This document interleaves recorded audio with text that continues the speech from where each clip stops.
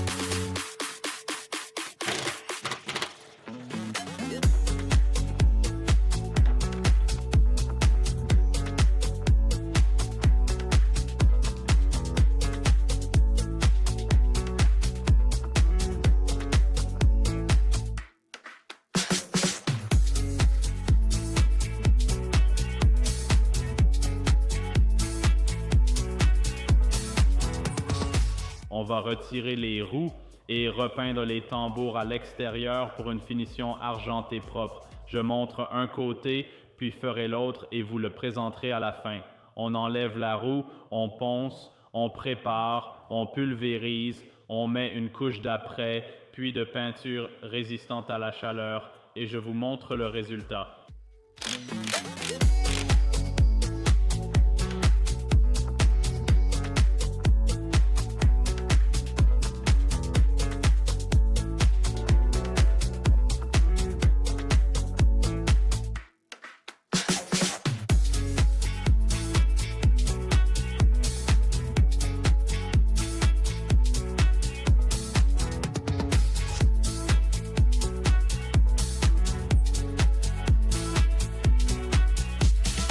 Ce n'est pas très esthétique, car il fallait laisser cette zone sans peinture pour la roue.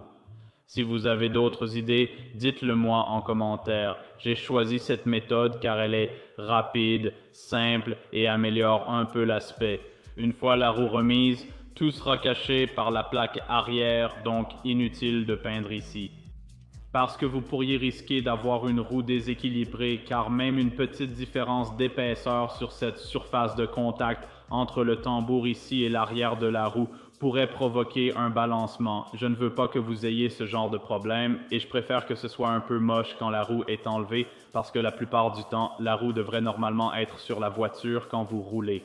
C'est une bonne solution pour l'instant, très simple, comme pour les étriers avant et leur support. Je trouve que ça rend plutôt bien. Dites-moi ce que vous en pensez dans les commentaires. On passe au prochain projet avec cette voiture.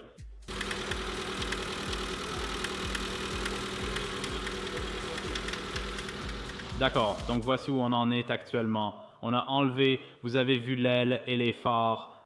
On va devoir restaurer le phare, mais je pense que cette aile est trop abîmée parce qu'il y a une grosse fissure ou un enfoncement dans le pli et ça dépasse probablement un peu mes compétences en carrosserie. Donc, on va voir si on peut en trouver une pas chère. Il nous faudra sûrement 2 ailes où je vais voir si je peux retirer ce coup. Juste ici, vous pouvez le voir. Il y a un enfoncement dans l'aile, donc je vais voir si je peux en trouver une autre avant qu'elle parte en peinture. Mais il nous faut 2 ailes. Les phares, il faut vraiment trouver une solution pour ces dégâts. J'ai essayé d'y toucher, mais je pense que Dave connaît un carrossier qui pourra nous aider. J'espère qu'il pourra intervenir. En descendant ici, on a fait quelques progrès. On essaye de localiser précisément le bruit du cliquetis. Les coussinets de bielle semblent en bon état. Tu sais, le jeu est correct, il bouge latéralement. Le jeu est normal et il n'y a pas de mouvement de haut en bas, donc tout va bien au niveau du bas moteur. Et pendant qu'on regardait le bas moteur, on a pris un nouveau joint de carter d'huile et un peu de pâte à joint résistant à la température et aux vibrations. Tout ça ne coûte pas cher, donc on va les installer parce que ça fuyait. On a déjà nettoyé la surface du carter d'huile ici, ainsi que la surface au bas du moteur. Je vais remettre ce joint, appliquer un peu de pâte à joint résistant à la température et aux vibrations sur les bords pour bien sceller. Et je pense qu'on a enlevé le collecteur pour retirer le carter d'huile. Pendant qu'il est démonté, j'examinerai le joint entre la descente et la bride d'échappement, car beaucoup disent que c'est là le problème. Si je ne trouve pas un nouveau collecteur, je nettoierai l'actuel au maximum. On voit clairement que ça ne fonctionnait pas correctement, donc je vais devoir réfléchir à ce que je veux faire avec ça. Je vais vraiment voir si je peux en trouver un pas cher sur eBay. Je ne veux juste pas que ça ait l'air trop neuf à côté de tout le reste dans le compartiment moteur qui fait assez d'origine. Dites-moi ce que vous en pensez en commentaire, mais je crois que ça pourrait causer un cliquetis, même si ce n'est pas très probable. Cela semblait venir du coin supérieur droit, là où est la pompe à eau. On va donc l'écarter. On va ensuite la descendre, ouvrir le garage, la laisser tourner et vérifier si le cliquetis persiste. Si c'est le cas, on passera probablement à la pompe à eau pour voir si ça règle notre problème.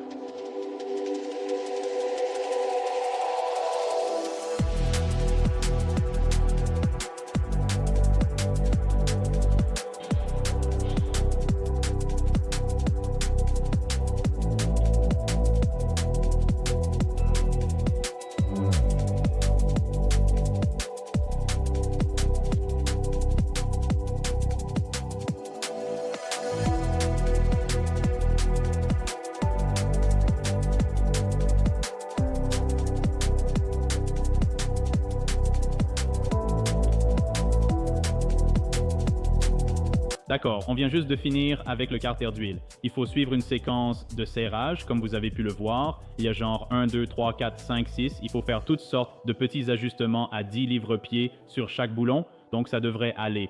J'ai dû attendre environ 1 heure après les avoir mis à la main, puis revenir et ensuite on les a serrés aux coupes. Donc on a tout fait correctement. On ne devrait pas avoir de fuite à cet endroit. Je viens de nettoyer la transmission. Tout devrait être propre et en ordre. On ne devrait plus voir de fuite ici. Ensuite, je veux juste passer à l'échappement. Je veux l'enlever rapidement. Je pense que j'ai trouvé un échappement d'origine de série D près de chez moi. Un abonné m'a contacté après mon post Instagram et m'a proposé de me l'offrir gratuitement pour le projet, ce que j'apprécie vraiment.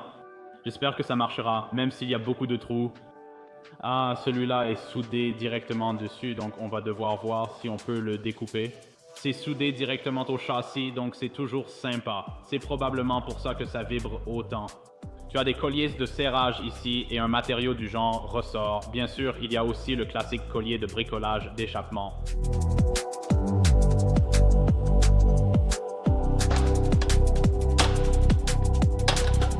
Tu penserais que j'aurais acheté un cric de boîte de vitesse? C'est le 3e échappement qui a failli me tomber dessus.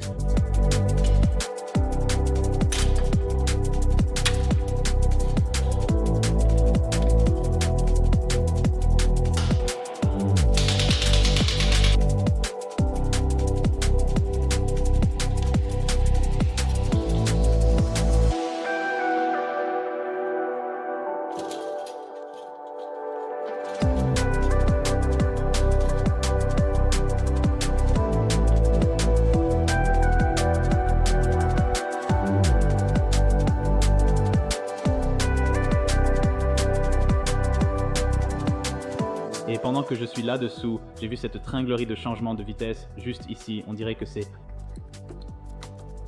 probablement à remplacer, ce qui réduira un peu le jeu du levier de vitesse.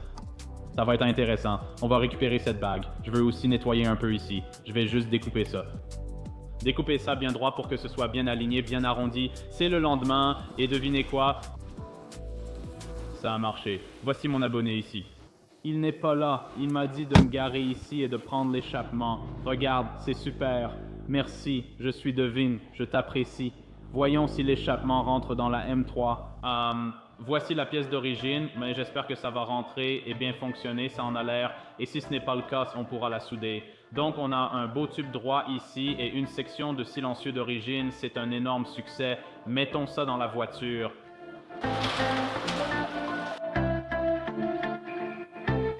Je pense que l'échappement du hatchback diffère de celui du coupé. J'ai entendu qu'il est question un peu plus long, je l'ai vérifié après, mais je pense qu'on peut le faire fonctionner.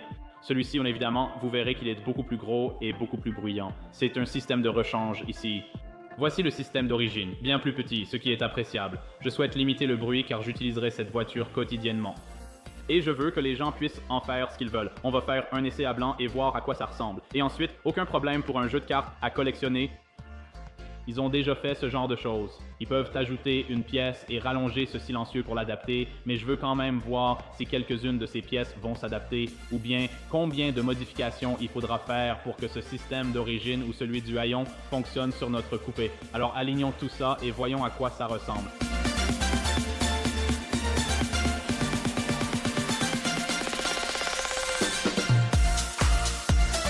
Très bien, tout a été ajusté, cela semble pouvoir fonctionner avec quelques modifications. C'est exactement ce qu'on recherchait, donc je dois l'emmener chez Jeux de cartes à collectionner custom. Ils vont nous aider et avec un peu de chance, ils vont juste fixer quelques pièces qui ne s'alignent pas parfaitement. Donc on pourrait soit le faire descendre d'ici et ajouter une pièce le long de là pour que ça descende, puis l'attacher à ceci.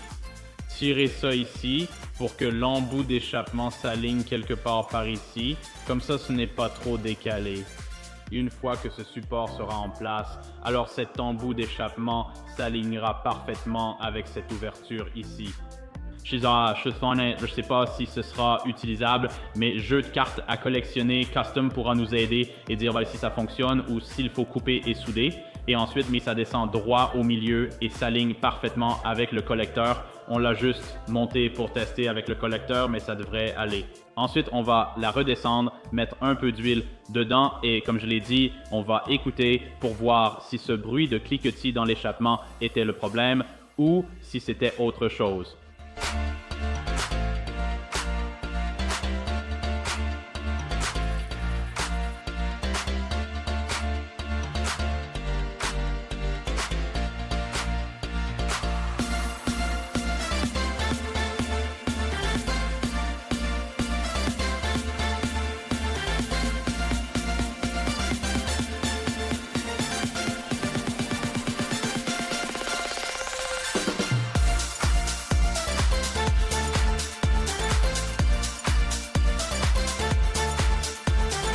Ce n'est pas parfait, mais c'est bien mieux. J'ai enlevé tous les vilains bords là.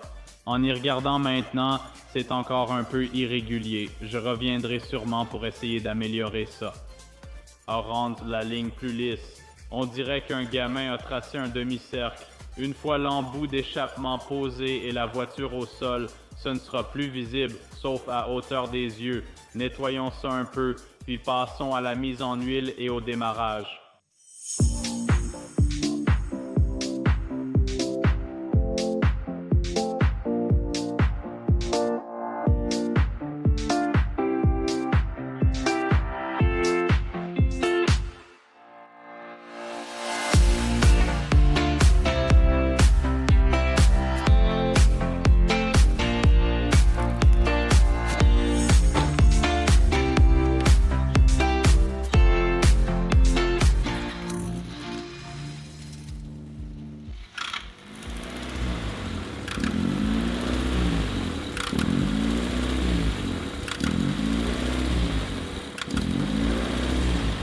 Ça fait toujours du bruit.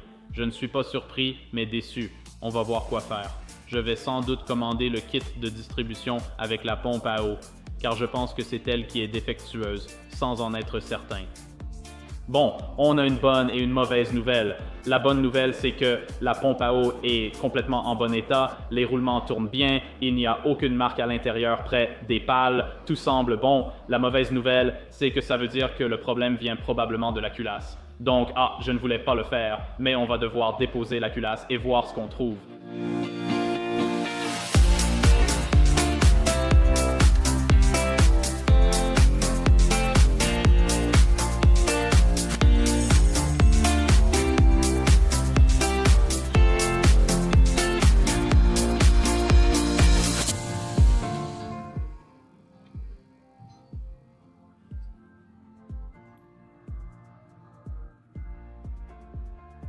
Ce truc devient un projet plus gros que ce que j'avais prévu, mais bon, qu'est-ce que tu veux? C'est ça le monde de l'automobile, donc je ne suis pas en colère. Je m'amuse avec ça, j'espère que la série de construction vous plaît. Voici une petite mise à jour. Je vais probablement devoir prolonger la durée du concours parce que, encore une fois, il y a eu des problèmes de moteur inattendus. Je ne veux pas vous offrir une voiture qui ne fonctionne pas, donc je vous tiendrai au courant et on improvisera au fur et à mesure. J'espère que vous resterez avec moi.